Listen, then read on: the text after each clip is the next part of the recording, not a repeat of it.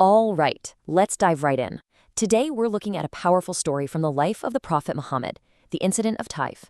Now, you might have heard of the big battles and major victories, but this one is different. It's about what happens in a moment of total defeat, and it might just tell us more about a person's character than any victory ever could.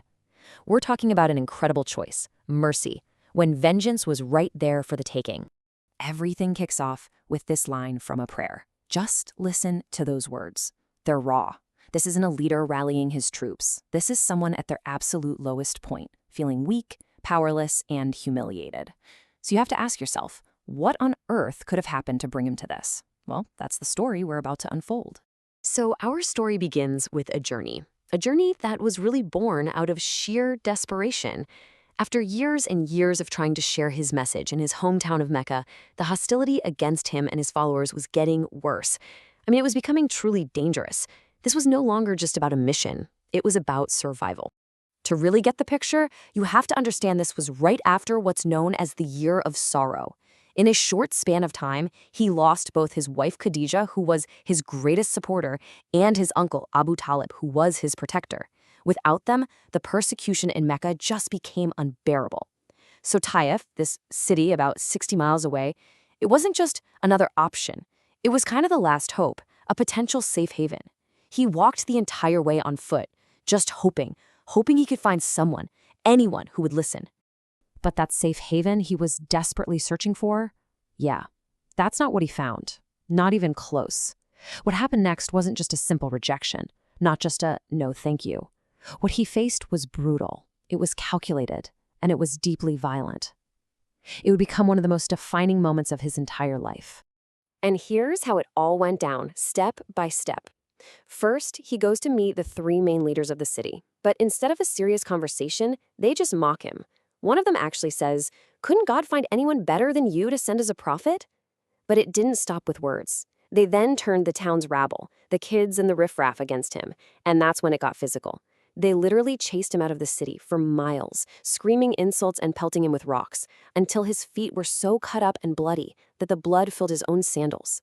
So after finally getting away from the mob, he's bruised, he's bleeding, he finds a little bit of shade in a private garden. And it's here, in this moment of complete and utter desolation, that he does something remarkable. He doesn't curse his attackers. He doesn't sink into despair. He prays.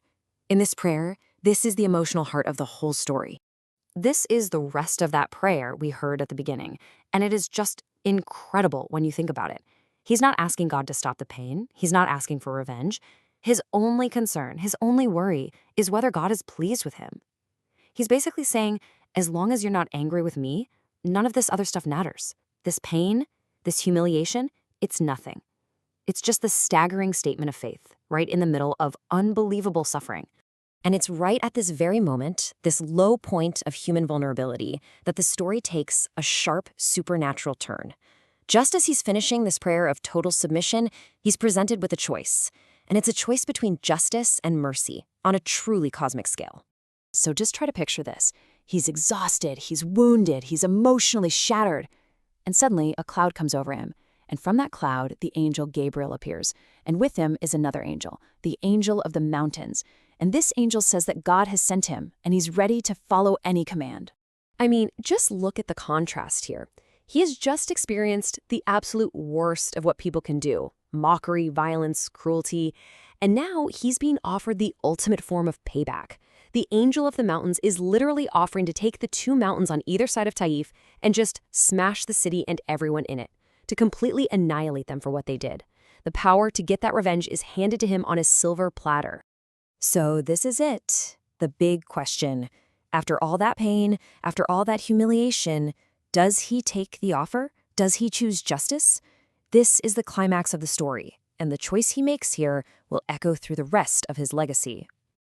And that's his answer, a simple, firm no. But it's what he says next that's so powerful. He doesn't just forgive them, he actually prays for their future generations. He looks right past the violent, hateful people who just attacked him and sees the possibility of their children, their grandchildren, becoming believers. He chooses long-term hope over immediate and, you could argue, totally justified vengeance. And right there, that's the key takeaway. This one decision perfectly sums up one of his most important titles in Islam, Rahmatan lil Alameen. It means a mercy to all the worlds. He wasn't sent to be a conqueror or a king, but a source of mercy, not just for his followers, not just for humanity, but for all of creation. And this moment at Ta'if is probably the most powerful, real-world example of him living that title. But wait, the story isn't quite over. There's one last fascinating twist. The divine response to his prayer and to his choice for mercy didn't just come from an angel.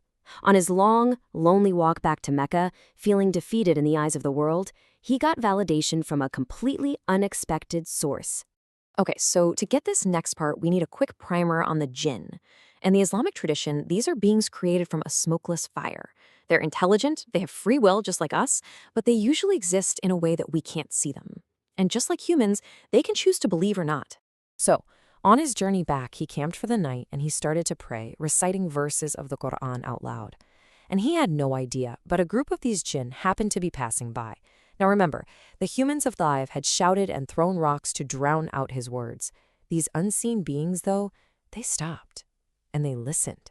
And here's what they did. They were completely captivated. They heard the message and immediately recognized it as the truth. So in his moment of profound human rejection, he ended up gaining an entire community of followers from another realm of existence.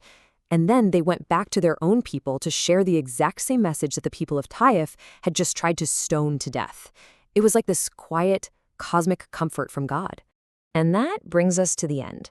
This whole story of Ta'if really leaves us with a heavy question to think about. It shows us a moment where the easy path, the path of justice, would have led to total destruction. But the harder path, the path of forgiveness, created a legacy of mercy. It kind of forces us to look at our own lives and ask ourselves, when we're hurt, when we're treated unjustly, when does mercy become the more powerful choice?